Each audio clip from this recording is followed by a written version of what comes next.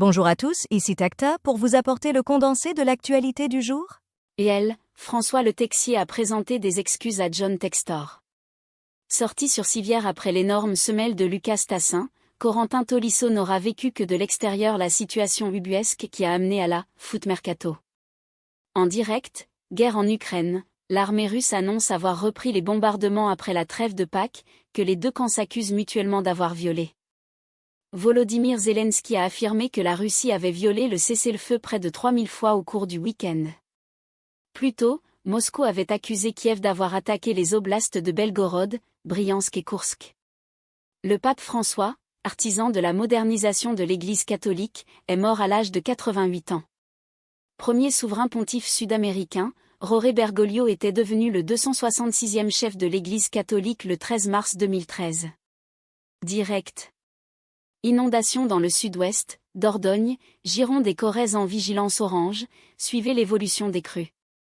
Après les pluies du week-end, l'eau continue de monter ce lundi en Dordogne, en Gironde et en Corrèze, placée depuis dimanche par Météo France en vigilance orange pour risque de crue. Suivez elle. Attaque contre des prisons, des agents et des centres de détention, de nouveaux pris pour cible dans la nuit, annonce Gérald Darmanin. Les faits ont eu lieu en Isère et dans le Rhône, d'après des sources au sein de la gendarmerie et de la police à France Télévisions. Pogacar déçu par Alaphilippe. Battu dans le final de l'Amstel Gold Race, ce dimanche, Tadej Pogacar s'attendait à mieux de la part de Julian Alaphilippe, avec qui le Slovène a attaqué à environ 50 km de l'arrivée. Design, caractéristiques, fenêtre de sortie.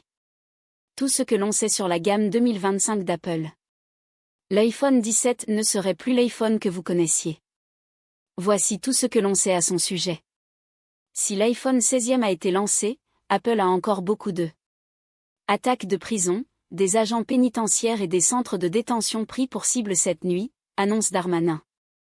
Sur X, le ministre de la Justice indique que des centres de détention et des agents pénitentiaires ont une nouvelle fois été ciblés dans la nuit de dimanche à lundi.